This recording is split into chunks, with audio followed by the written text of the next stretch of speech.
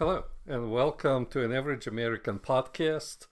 I am your host, Sergey, and today we will talk about AI again.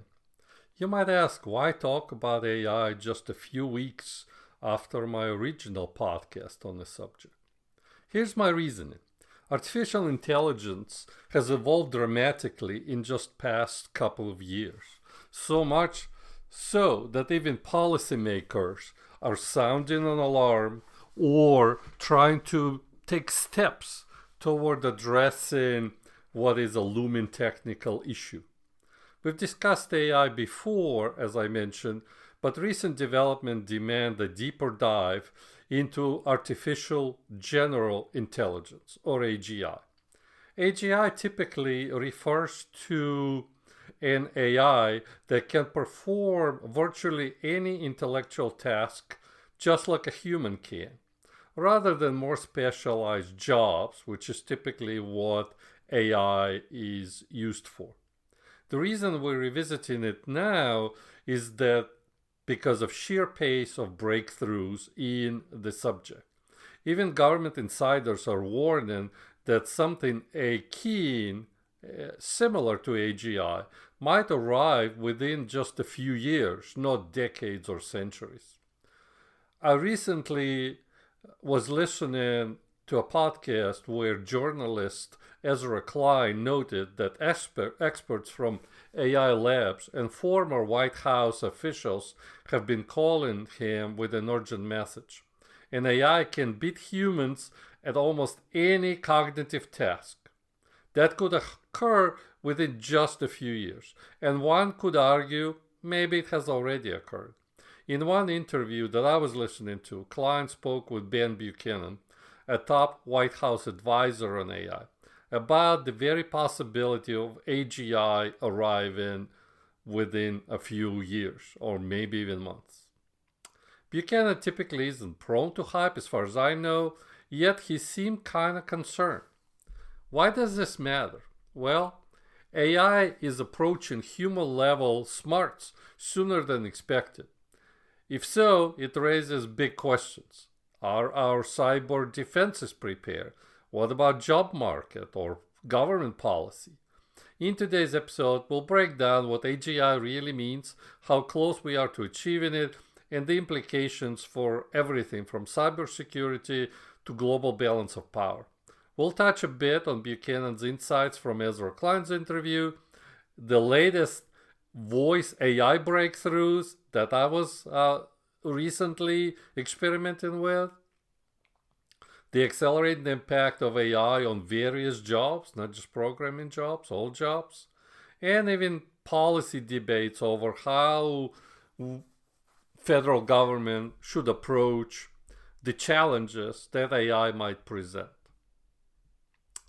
Let's start by defining what is AGI. Typically, artificial general intelligence is defined as an AI system with broad, human-like cognitive ability across a wide range of tasks. In other words, not just playing chess or maybe solving a puzzle or even doing a small programming task, by doing virtually any intellectual task that I or you can do. From composing music, to painting, to arguing legal cases, doing all that well or better than an average person, or maybe even high intelligent person. This is quite different, in my opinion, from the AI we use today, which is typically much more narrow and specialized toward very specific tasks. For example, GitHub Copilot I use at work is designed specifically to assist with programming tasks. Interestingly enough, in the interview, Ben Buchanan himself is cautious about throwing around the term AGI. In his interview with Ezra Klein, he spoke of preparing for AGI or something like AGI on the horizon. The phrasing shows a bit of reluctance in my mind. Many experts hesitate to declare that AI is truly general because of some fuzziness in the actual definition and the fact that goalposts keep moving with every invention or every announcement from OpenAI or similar AI companies. For example, I recently used OpenAI system called Deep Research, which shows how rapidly AI analytical powers are growing. I gave it a topic, it went and it thought for maybe 15 minutes. I could actually see the thought process as it was echoing to the screen. I honestly don't want to talk about the specifics of the topic, but I can tell you, to me it felt like having a PhD level assistant working on a task that I knew very little about, but that assistant could, within a few minutes, scour the internet and collect enormous amount of data, reason about it, and summarize it for me. As of now, most people agree we don't quite have AGI, but we have AI that's getting surprisingly close in some areas. Think of photo AGI emerging. System can perform a wide variety of tasks to improve themselves, to improve the tasks. What I want to discuss is really, in my opinion, AGI is not going to arrive with some big announcement. I feel like what is much more likely to happen is that we see many gradual improvements over some number of months, more likely years or decades. And then many decades down the road, we're going to look back to 2025 or some year thereafter. We say, oh, we really did hit AGI. We just didn't really notice. Now I want to talk about an experience I had with voice conversational AI. I feel like my jaw dropped to the floor when I experimented with Sesame.com AI chatbot. Sesame Research has been pushing the envelope to give AI a realistic voice presence. By voice presence, I mean almost this kind of magical quality where if a computer is talking to a human can't tell that it really is a computer and not another person. How do they do that? It comes down to several key advances in voice AI. First, what I would say is emotional intelligence. The AI's ability to sense the user's emotions and respond appropriately in a human-like manner. For example, an advanced voice assistant can detect that you sound frustrated or sad, and then adjust the tone to show some empathy. Second, conversational dynamic, such as natural timing, various filler sounds like pauses, and interruptions that make dialogue feel a lot more like human dialogue. Real conversations aren't perfectly linear. We interrupt, we laugh, we emphasize certain words, we pause, we gesture. Can't obviously put gestures into conversation, but still.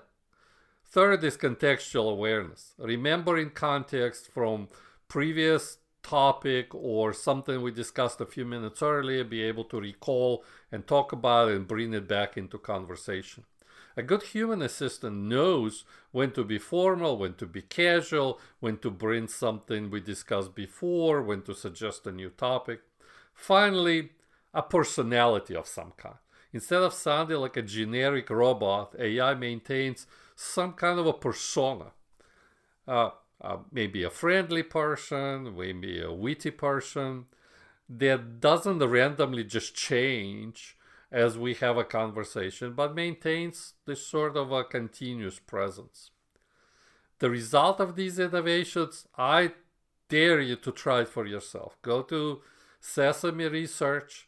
There is male and female voices that they offer, and just pick a topic that is near and dear to your heart. Doesn't matter what it is. You can talk about your family, your work. I dare you to tell the difference between that voice and your friend. Such emotionally savvy voice AI can, I feel, transform the customer service industry completely.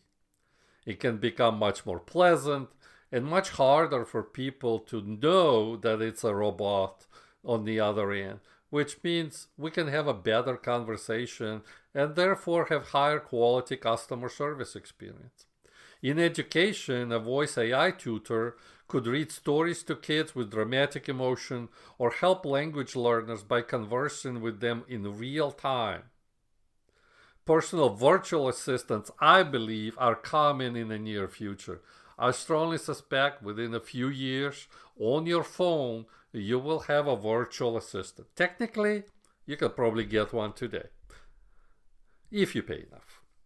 Now, there is an important note. We're not all the way there yet. So we can't really call even Sesame Research, Voice Assistant, and AGI.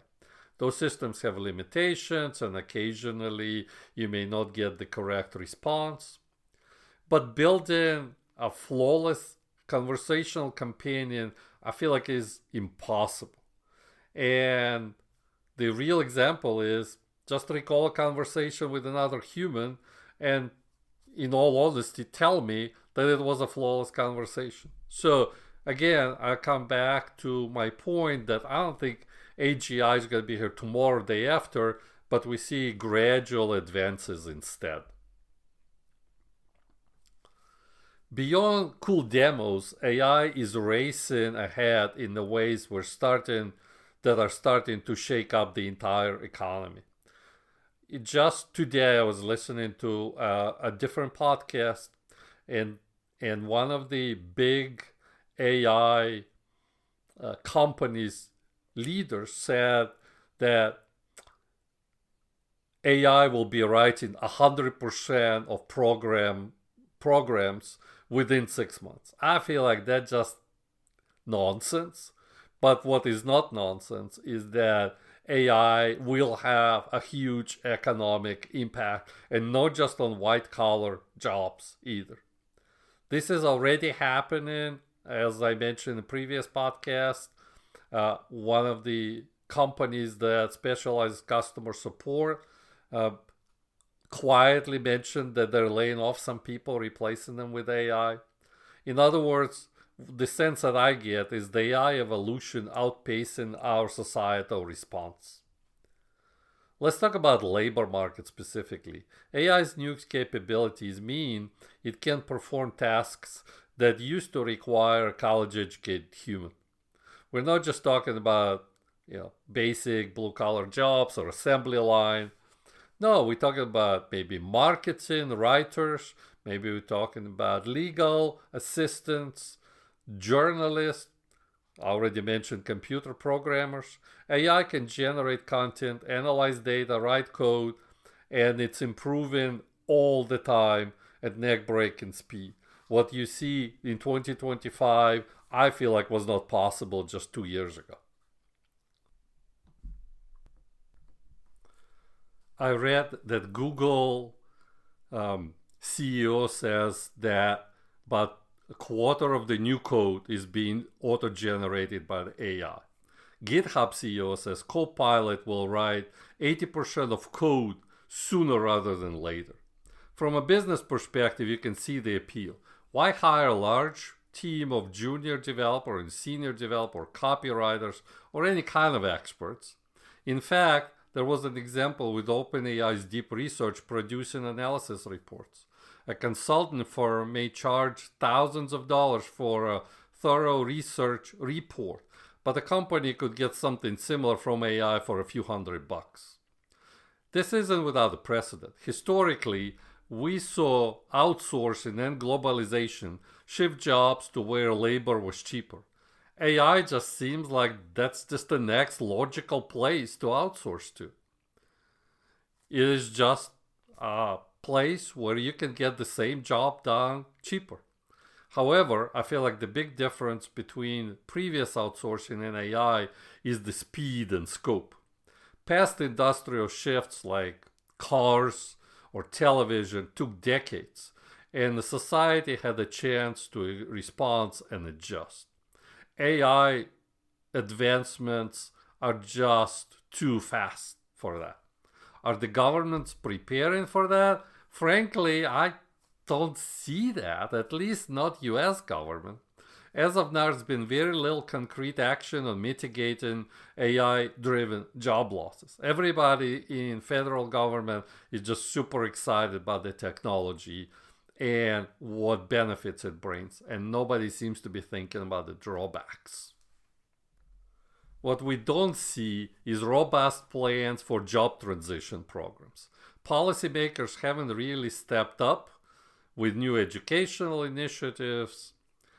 One think tank report bluntly warned that if we don't act soon to bolster our AI workforce and infrastructure, China could surpass US in AI leadership, which implies even more job losses. We are facing, I believe, a major labor disruption that is coming soon and fast. On one hand, AI might supercharge productivity. Imagine significantly cheaper software development or marketing campaigns.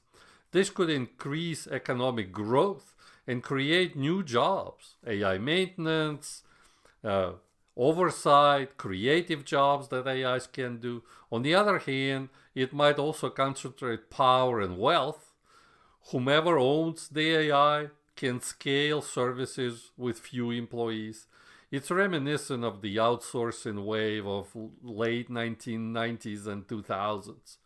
But even professionals are not safe at this time.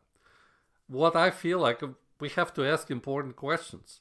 Are we ready for potentially millions of workers being displaced looking for new jobs?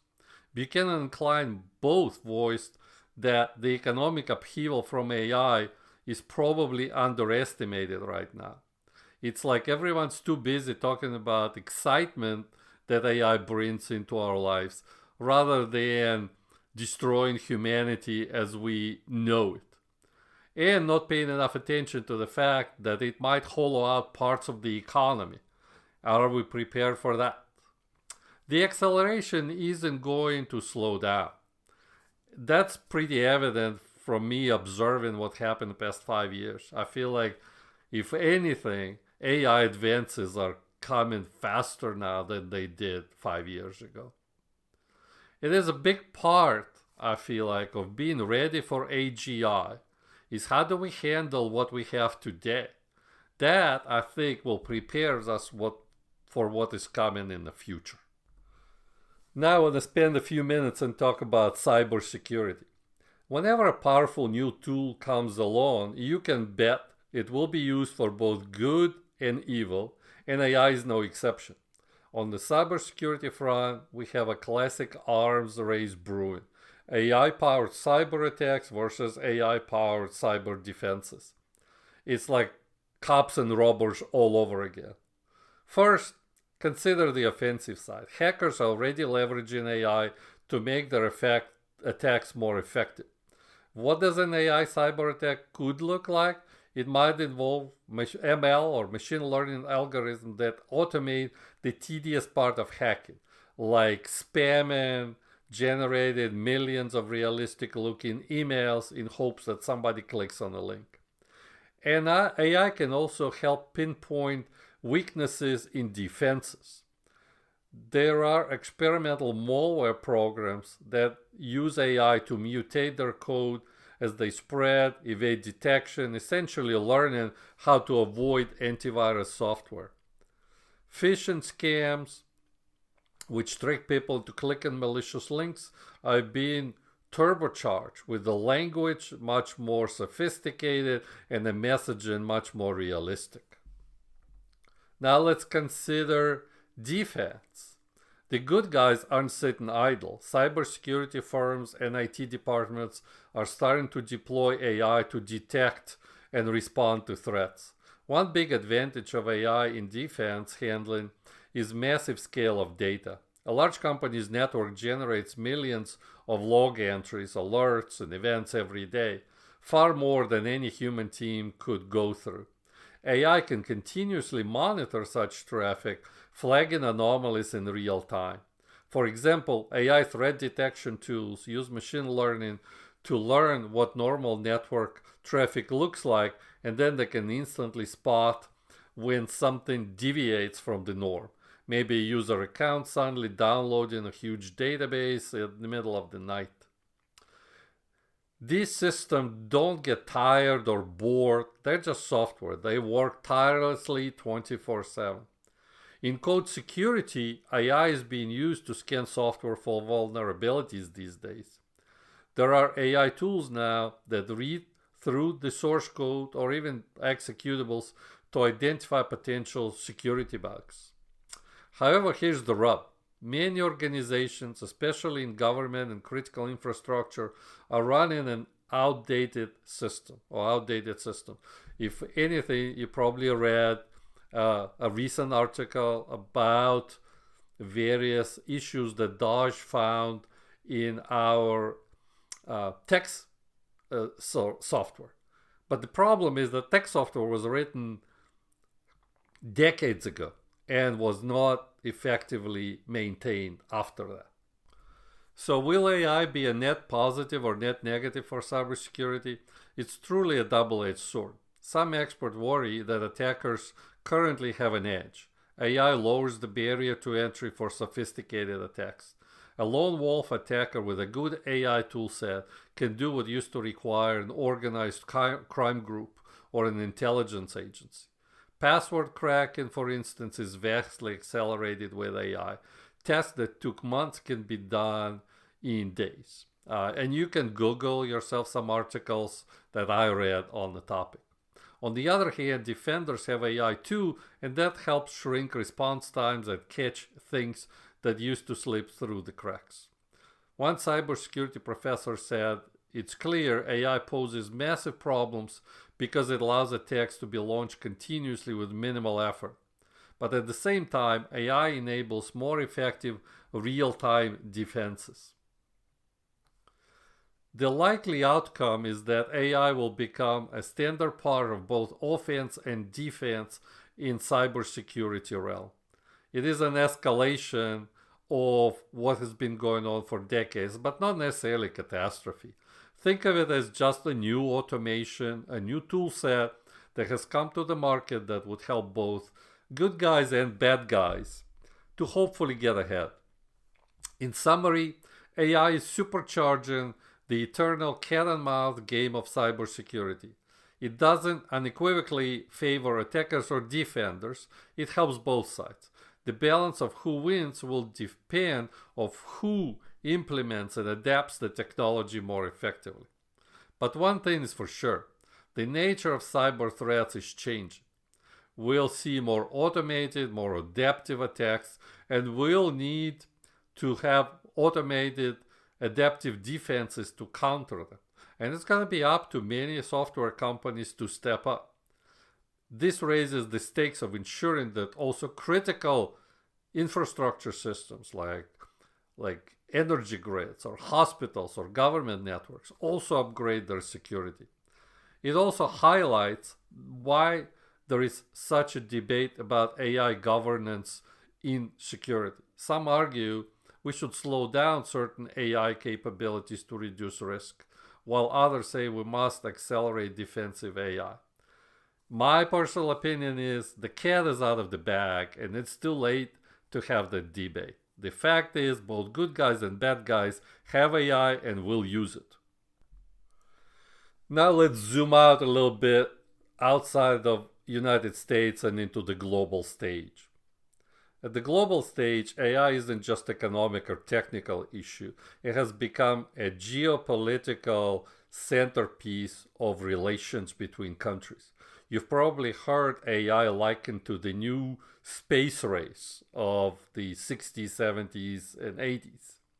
And the truth is that it's not a bad analogy.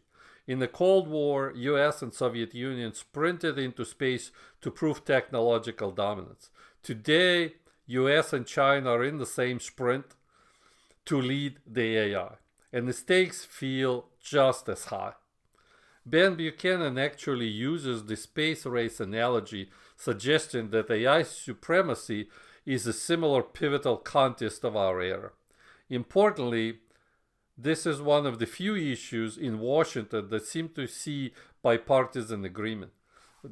Democrats and Republicans might fight on many things, but both sides broadly agree the US cannot fall behind China in AI race. In 2021, a National Security Commission with members from both parties flatly stated that China will surpass the US in AI leadership if we don't invest heavily and take a whole of government approach to encourage all of our companies to make advances in AI. So what is China doing that everyone is concerned? For one, China has made AI a national priority. President Xi Jinping has said that leading in AI is critical to China's future power. They have poured massive funding in AI research startups and education. We see rapid advances from Chinese tech companies in various AI areas, such as facial recognitions or simply running AI cheaper, lowering the cost. Chinese state-sponsored hackers are undoubtedly experimenting with AI. I don't clearly have any information on it, but I would be shocked if that's not the case. In short, China is threatening AI as a strategic resource to gain an edge in both civil and military domains over United States. Some of China's progress even outpaces the West in implementation. For example, sheer scale of data China collects due to a large population and very little privacy protection. They can feed AI training system with just mountains more data. From the US perspective, letting China lead in AI seems as dangerous for a few reasons. Economically, the country that leads in AI could possibly dominate the entire world at the economic stage. Militarily, there is fear of lagging in developing AI-driven defense or offense systems. Ideologically, US leaders worry that if China sets AI rules, like exporting their surveillance tech, it could further undermine democracy around the world.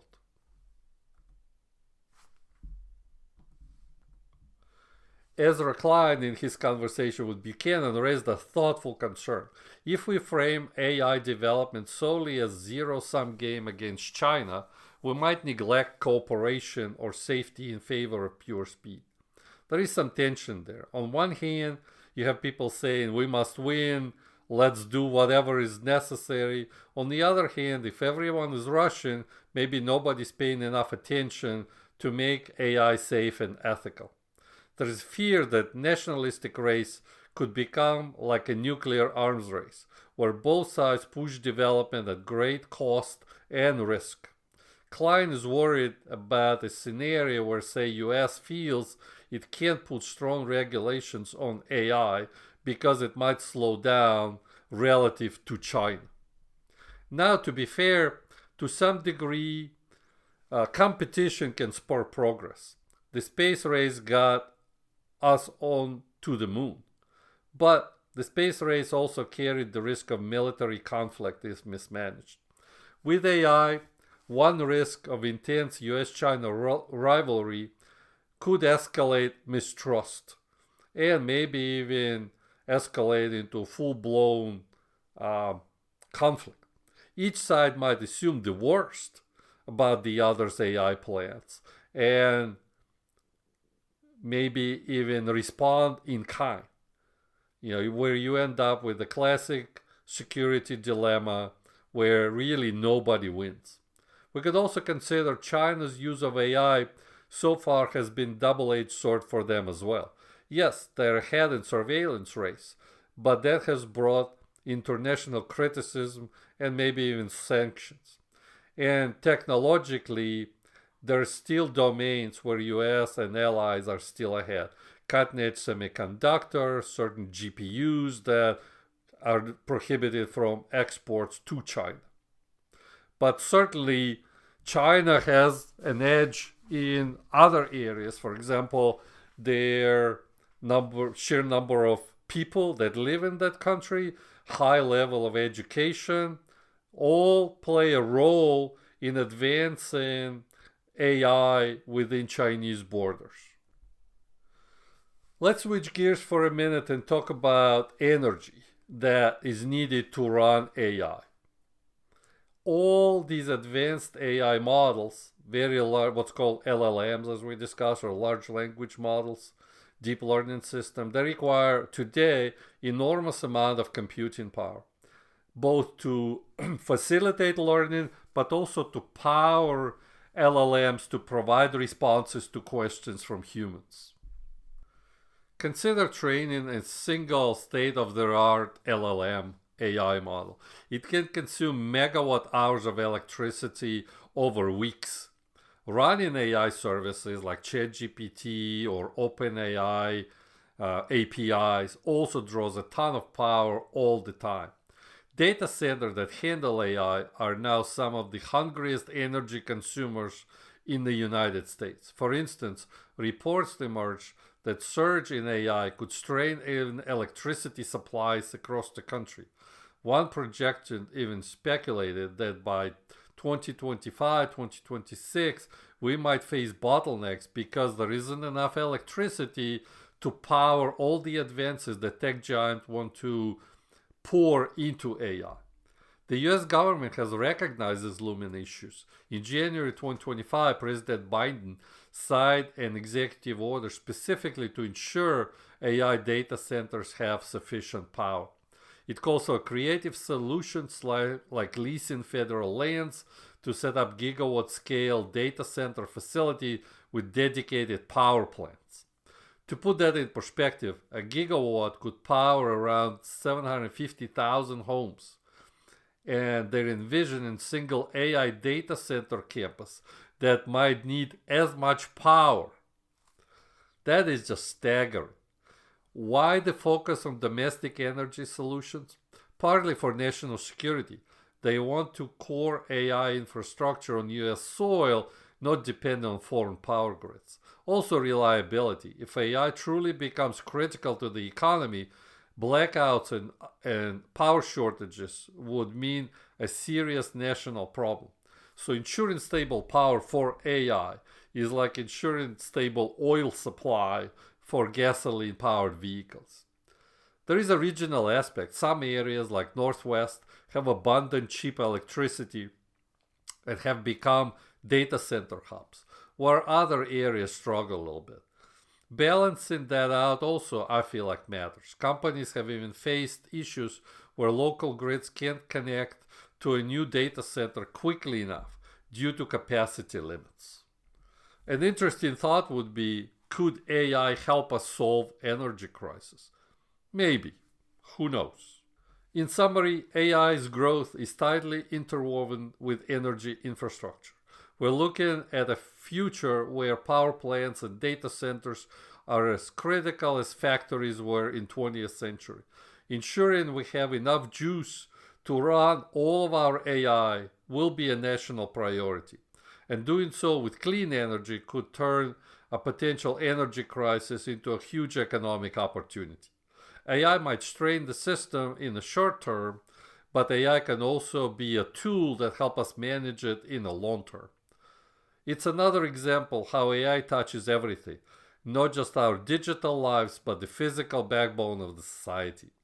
If the US can solve the energy scaling issue, building the needed data centers, maybe green power, it will not only support AI growth, but create new jobs and technological leadership in the energy center.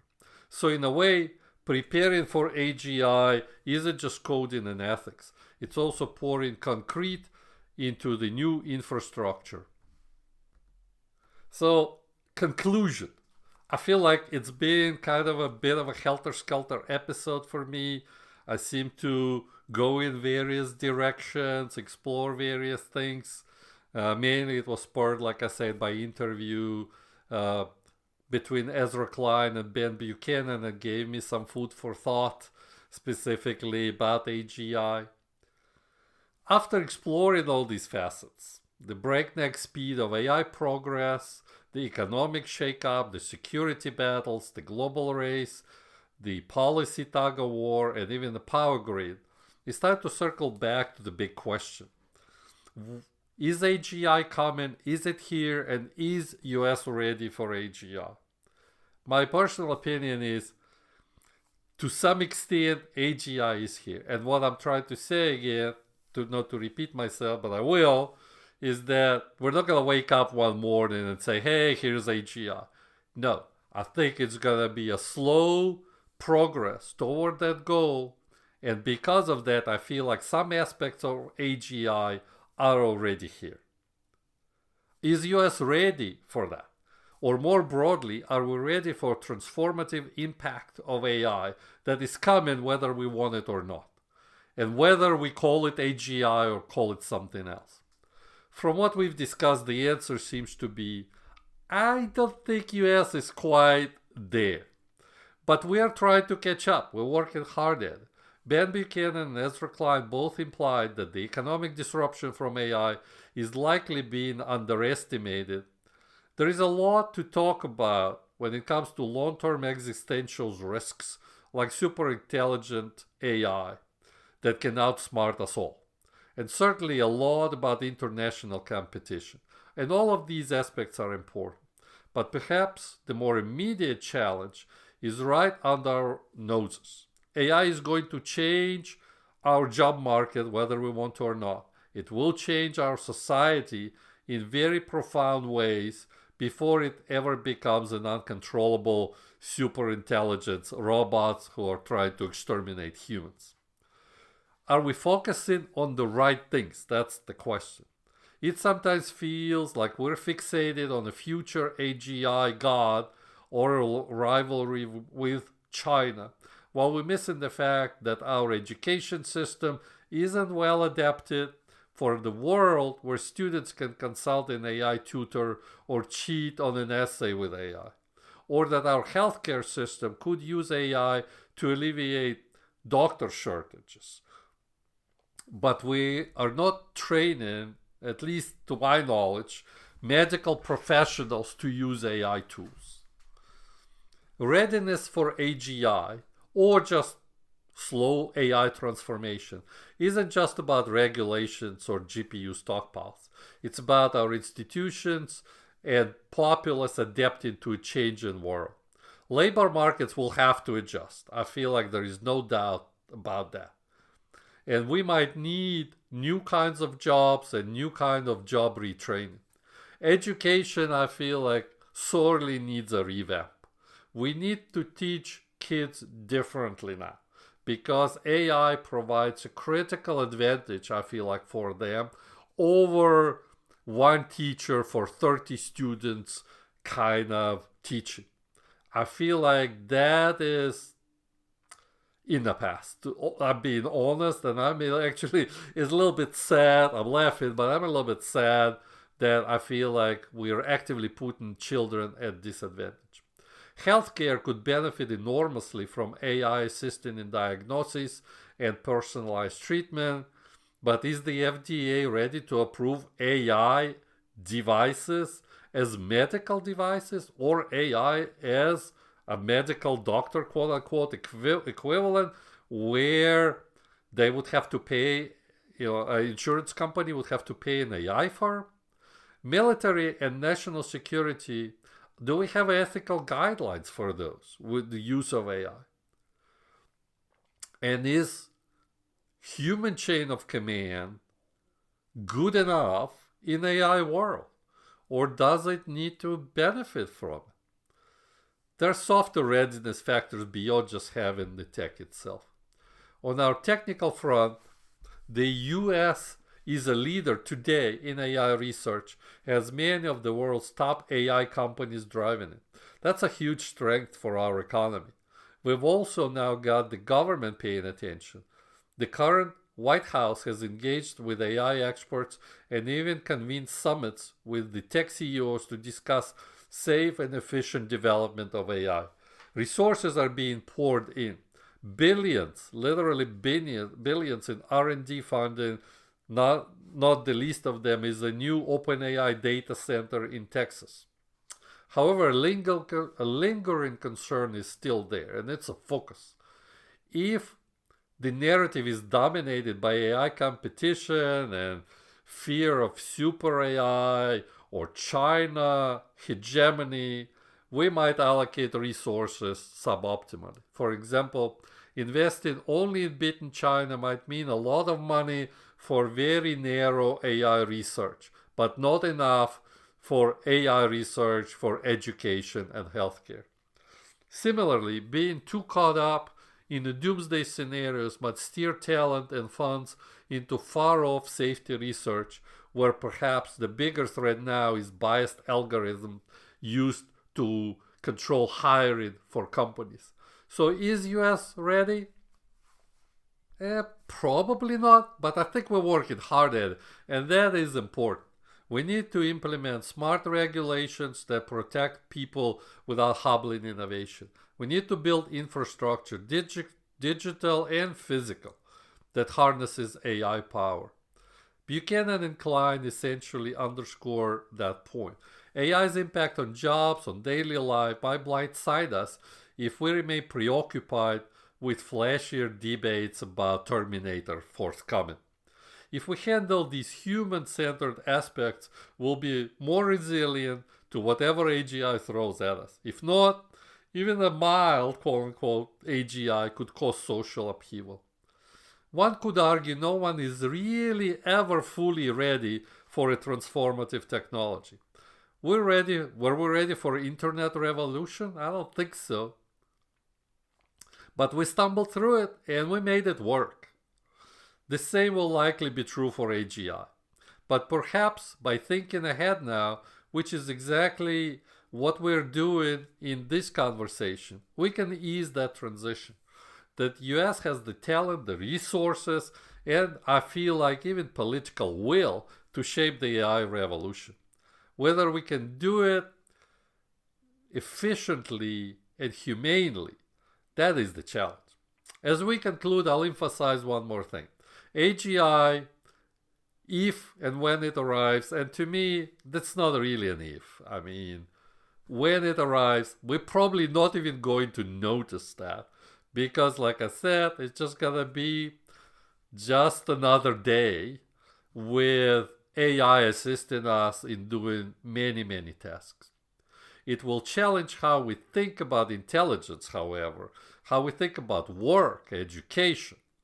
Being ready involves technical preparation, but also some philosophical and ethical readiness. We as a society will have to answer a number of very important questions. How do we value human creativity versus AI creativity? How do we ensure AI systems reflect our human values? How do we distribute the immense wealth that AI will generate? In other words, is it going to be somehow concentrated in hands of a few, or is it going to broadly benefit the entire populace? So, is US ready for AGI? I'd say we're aware and we're moving in the right direction, which is the most important step.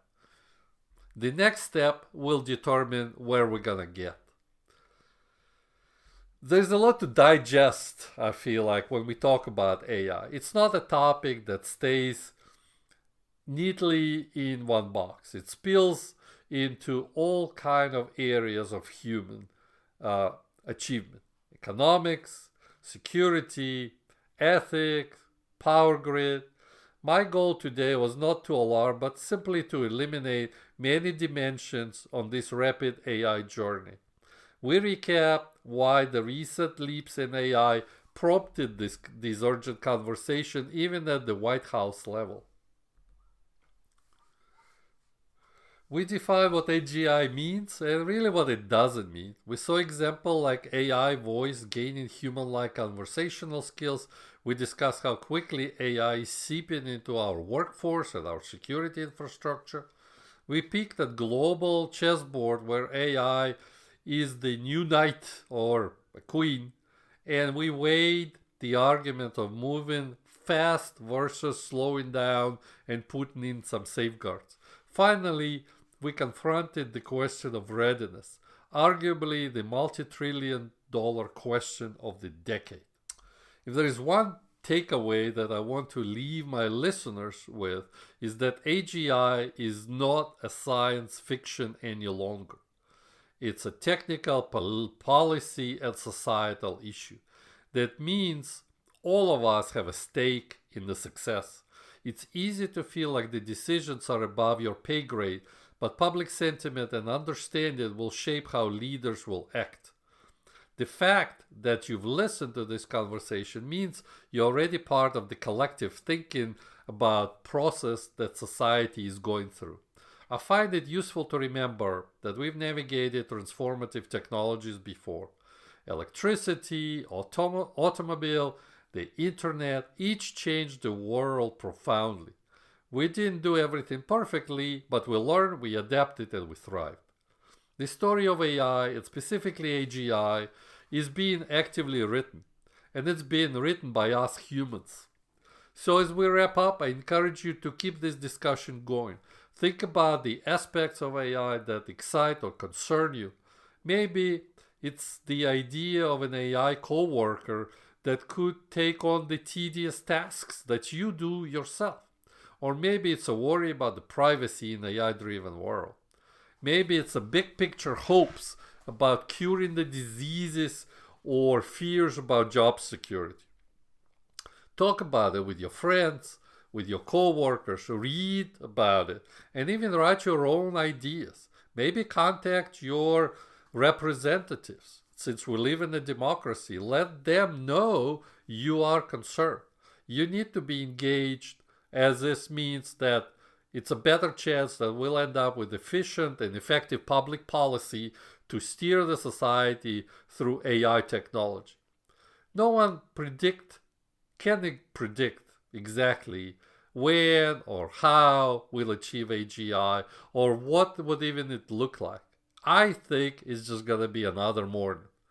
But what we've explored, the groundwork is being laid right now in labs, in boardrooms, in governments. It's all hands on deck moment in a way.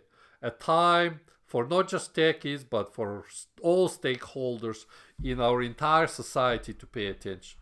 Thank you for joining me in this deeper dive into the world of AGI.